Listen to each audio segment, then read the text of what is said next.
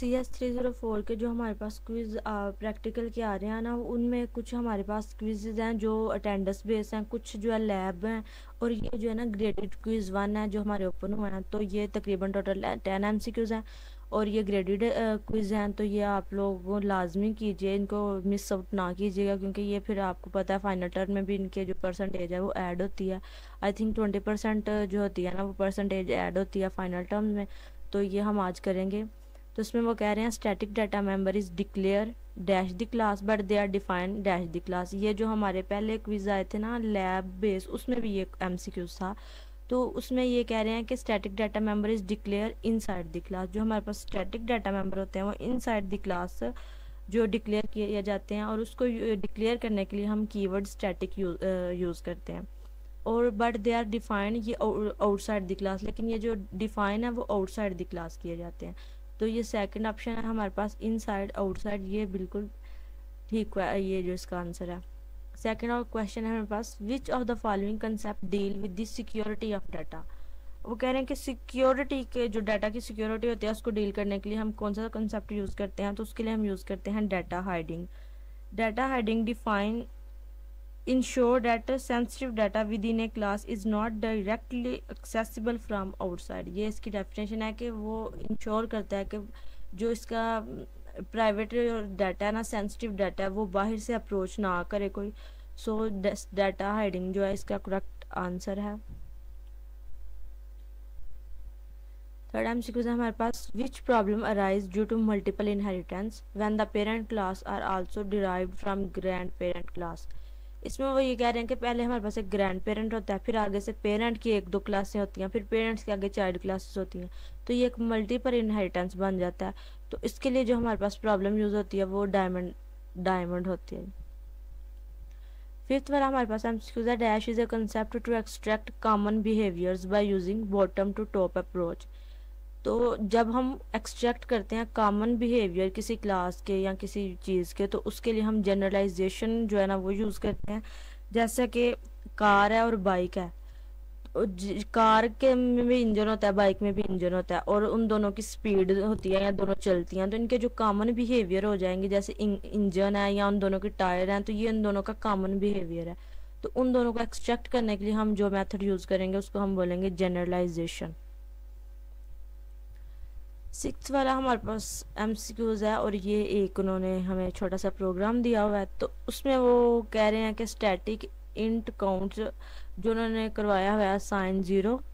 तो इसमें ये जो हमारे पास टेस्ट चल रहा है वो 3 दफ़ा चल रहा है। तो वो 1 से शुरू होगा, 1 2 और 3 3 दफ़ा चलेगा। तो हमारे पास 1 2 3 जो है ना ये करेक्ट आंसर है इसका।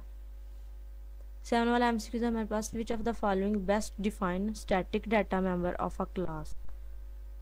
तो इसमें हम पहले ऑप्शन देख लेते हैं, data member with global scope. तो ये जो है ना गलत है, क्योंकि वो जो स्टैटिक डाटा मेंबर होते हैं वो ग्लोबली स्कोप नहीं उनका होता। जो नॉन स्टैटिक डाटा मेंबर होते हैं वो ग्लोबल होते हैं, लेकिन जो स्टैटिक डाटा मेंबर है, यहाँ पे स्टैटिक की बात हो रही है, तो ये जो है हमारे ग्लोबल स्कोप इनका कोई नहीं होता। बाकी दूसरा ऑप्शन हमारे पास, data member which is common to all the classes in a program. All classes के लिए नहीं होते, ये ऑल ऑब्जेक्ट के लिए होते हैं। तो ये भी हमारे पास रॉन्ग आंसर है। Data member which is allocated for each object separately, तो ये भी हमारे पास गलत है। Data member which is common to all object of a class, ये हमारे पास दुरुस्त ऑप्शन है। जब हम एक क्लास बनाते हैं तो आगे उसके ऑब्जेक्ट हमने बनाने होते हैं। तो ये जो जितने ऑब्जेक्ट बनते हैं उन सब के लिए ये कॉमन होता है, बाकी ये ग्लोबल नहीं होता। ग्लोबल तो नॉन स्टैटिक डाटा मेंबर होते हैं।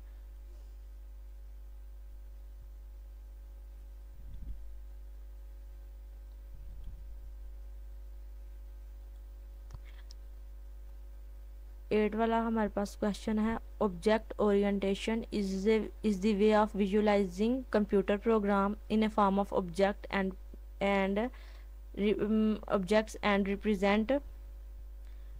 वो आगे से जैसे हमारा ऑब्जेक्ट ओरिएंटेशन है ना, ऑब्जेक्ट ओरिएंटेड प्रोग्रामिंग, इसमें यह है कि जो हम प्रोग्राम लिख रहे होते हैं उनको हम विजुअलाइज भी कर सकते हैं।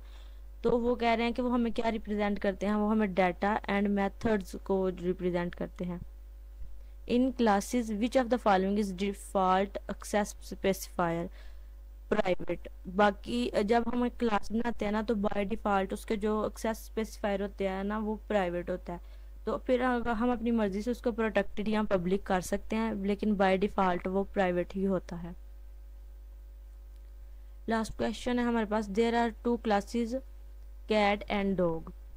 Behaviour of cat class are eat and meow and behaviour of dog class are eat and bark. Which of the following which of the above behavior could be extracted from the scenario as generalization to create a new class।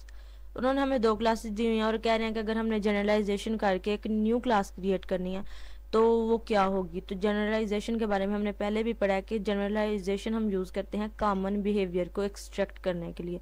तो इनमें common behaviour इनका यही है कि दोनों खाते हैं, तो इनके लिए जो हमारी अगली न्यू क्लास बनेगी वो ईट बनेगी। सो ये थे हमारे आज के 10 क्विज़। सो आई होप कि आपको इनके अच्छे तरीके से समझ लग गई होगी, और अगर आपको नहीं कोई समझ आई किसी बात की तो आप मुझसे पूछ सकते हैं, एंड मैं मेक श्योर करूँगी कि मैं आपको उसका रिप्लाई ज़रूर दूँ।